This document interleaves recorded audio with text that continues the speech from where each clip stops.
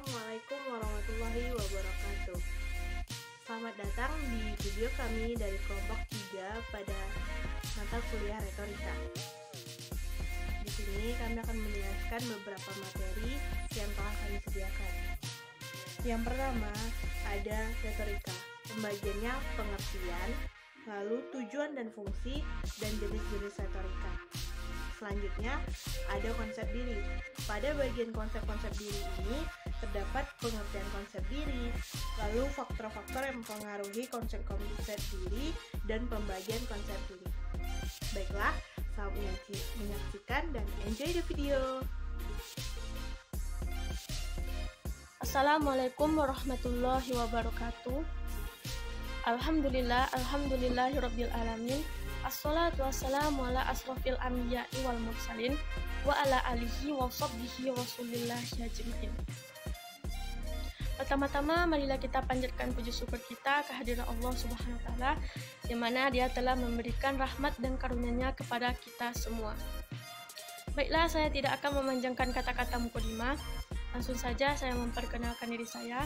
Perkenalkan, nama saya Helmelia Putri, saya berasal dari Kampar dan merupakan perwakilan dari kelompok 3. Baiklah, saya akan menjelaskan tentang pengertian dari retorika.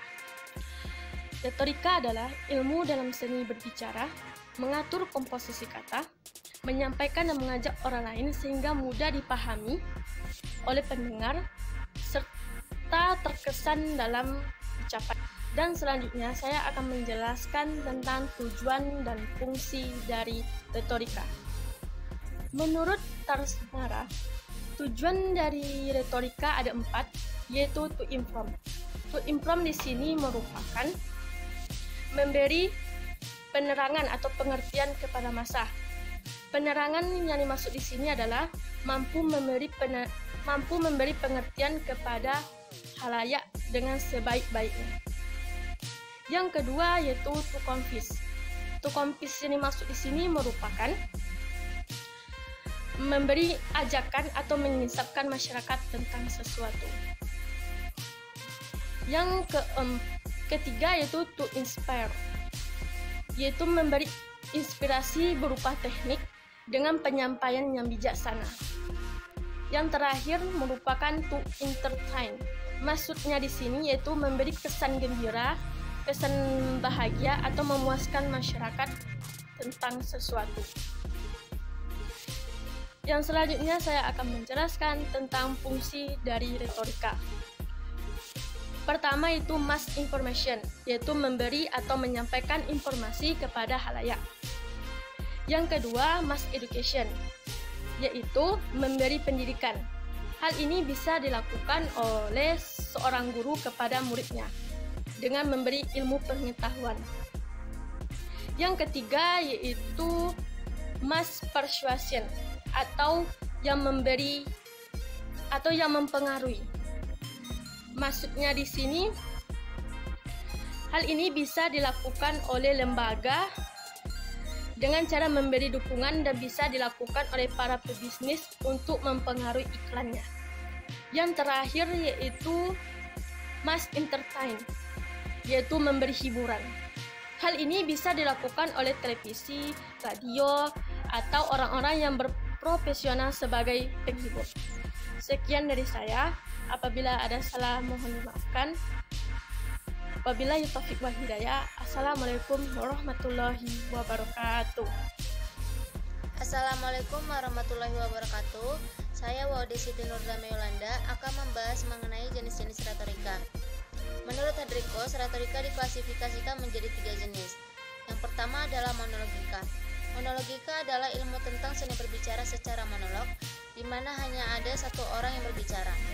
Bentuk-bentuk yang tergolong dalam monologika seperti pidato, kata sambutan, ceramah, dan deklamasi. 2. Dialogika. Dialogika adalah ilmu tentang seni berbicara secara dialog, di mana ada 2 orang atau lebih berbicara atau mengambil bagian dalam suatu proses pembicaraan.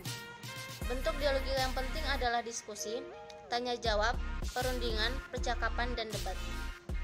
3. Pembinaan teknik bicara. Teknik berbicara merupakan syarat bagi retorika.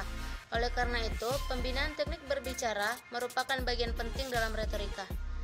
Dalam bagian ini, perhatian lebih diarahkan pada pembinaan teknik bernafas, teknik mengucap, bina suara, teknik berbicara, dan bercerita. Assalamualaikum warahmatullahi wabarakatuh.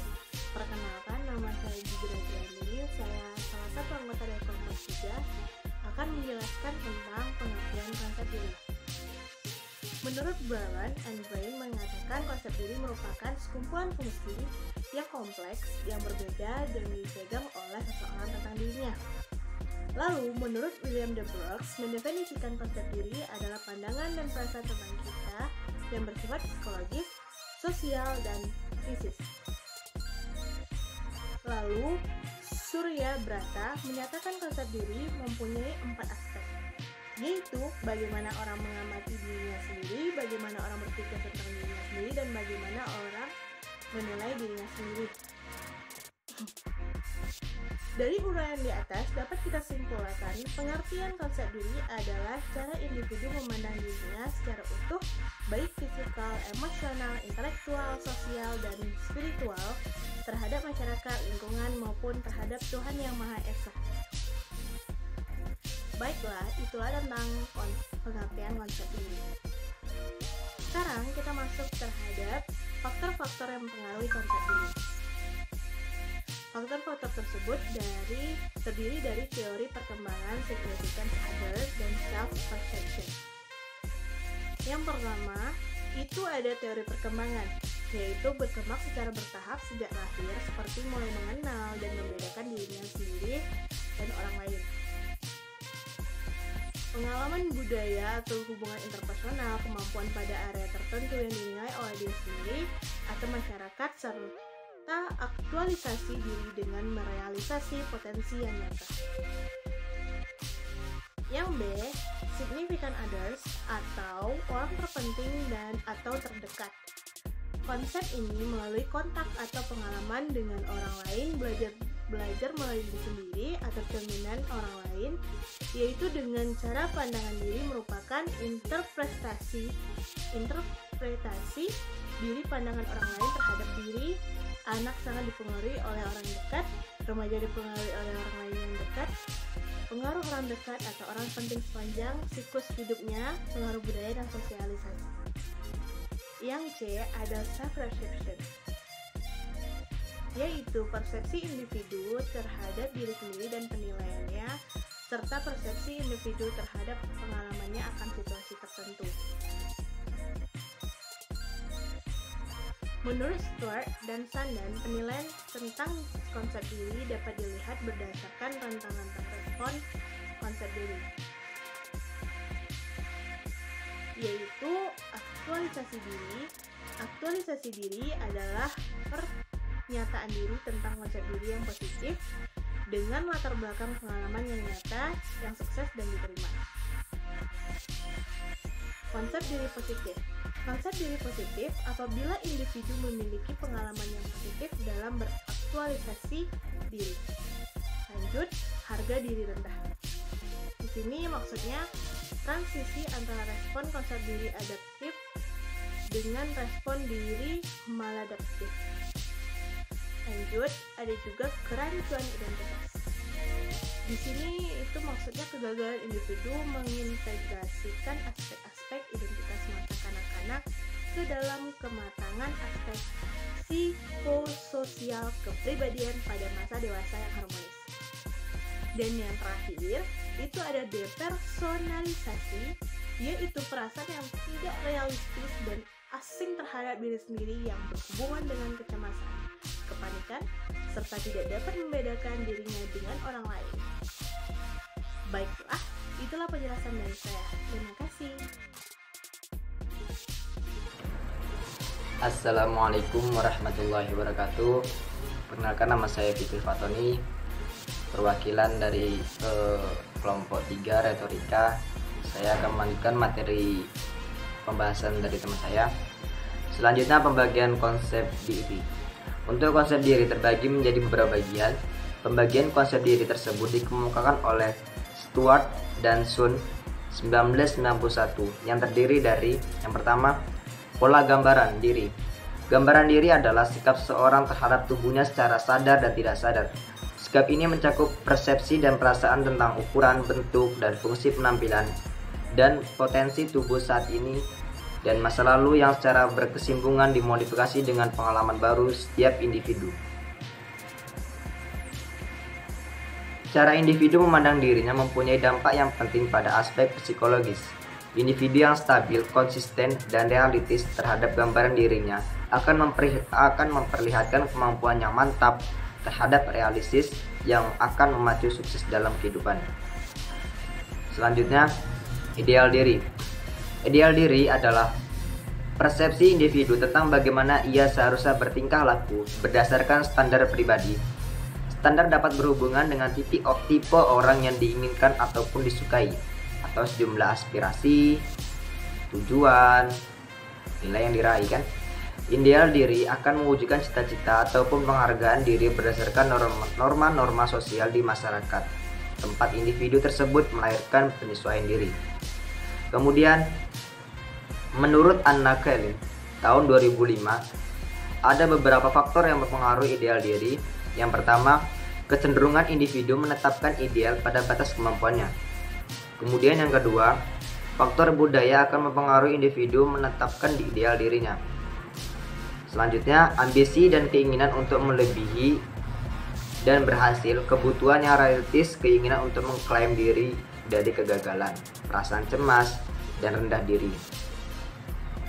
Yang keempat, kebutuhan yang realistis. Yang kelima, keinginan untuk menghindari kegagalan. Dan yang terakhir, perasaan cemas dan rendah diri. Kemudian nomor 3, harga diri. Harga diri adalah penilaian pribadi terhadap hasil yang dicapai dengan menganalisis seberapa banyak kesesuaian tingkah laku dengan ideal dirinya. Harga diri diperoleh dari diri sendiri dan orang lain, yaitu dicintai, dihormati, dan dihargai. Mereka yang menilai dirinya positif cenderung bahagia, sehat, berhasil, dan dapat menyesuaikan diri. Sebaliknya, individu akan merasa dirinya negatif, relatif, tidak sehat, cemas, tertekan, pesimis, merasa tidak dicintai atau tidak diterima di lingkungannya. Kemudian, yang nomor 4, identitas. Identitas adalah pengorganisasian prinsip dari kepribadian yang bertanggung jawab terhadap kesatuan, kesinambungan, konsistensi, dan keunikan individu. Selanjutnya, peran. Peran adalah serangkaian pola perilaku yang diharapkan oleh lingkungan sosial berhubungan dengan fungsi individu di berbagai kelompok sosial. Peran yang ditetapkan adalah peran di mana seseorang tidak mempunyai pilihan. Peran yang diterima adalah peran yang terpilih atau dipilih oleh individu. Jadi, peran adalah sikap dan perilaku, nilai serta tujuan yang diharapkan diri seseorang berdasarkan posisinya di masyarakat. Kemudian, baik, terima kasih. Mohon maaf jika ada kesalahan dalam ucapan ataupun kalimat yang saya sebutkan. Baik, saya akhiri. Wabillahi taufiq wal hidayah. Wassalamualaikum warahmatullahi wabarakatuh. Assalamualaikum warahmatullahi wabarakatuh. Saya Fitri Rahayu dari kelompok 3 akan membacakan materi kami, kecemasan dalam komunikasi retorika. Kecemasan berbicara memiliki makna, yaitu keterampilan menyampaikan pesan melalui bahasa lisan. Seseorang yang telah dipengaruhi oleh rasa cemas karena khawatir, takut, dan gelisah. Orang yang mengalami kecemasan berbicara karena beberapa hal seperti berikut. 1. Tidak tahu apa yang harus dilakukan. Ia tidak tahu harus bagaimana melalui pembicaraan. Ia tidak dapat memperkirakan apa yang diharapkan oleh pendengar dan itu membuat menghadapi sejumlah ketidakpastian. 2. Orang yang menderita kecemasan berbicara karena ia tahu ia akan dinilai. Berhadapan dengan penilai membuat seorang nervous. 3. Kecemasan berbicara tidak hanya pada pemula, bahkan orang-orang yang terkenal sebagai pembicara pun dapat nervous. Ini terjadi bila pembicara berhadapan dengan situasi yang asing dan ia tidak siap. Assalamualaikum warahmatullahi wabarakatuh. Baik, saya Fitratul Aulia. Saya akan menyambung pembahasan yang telah disampaikan oleh teman saya tadi. Cara-cara mengatasi kecemasan berbicara. Terdapat 2 cara pengendalian kecemasan dalam hal berbicara. Yang pertama, metode jangka panjang, yaitu ketika kita secara berangsur-angsur mengembangkan keterampilan mengendalikan kecemasan berbicara dengan 3 sebab. Yang pertama, kurangnya pengetahuan tentang retorika. Yang kedua, tidak adanya pengalaman dalam berpidato. Dan yang ketiga, sedikit atau tidak adanya persiapan. Metode yang kedua, yaitu metode jangka pendek.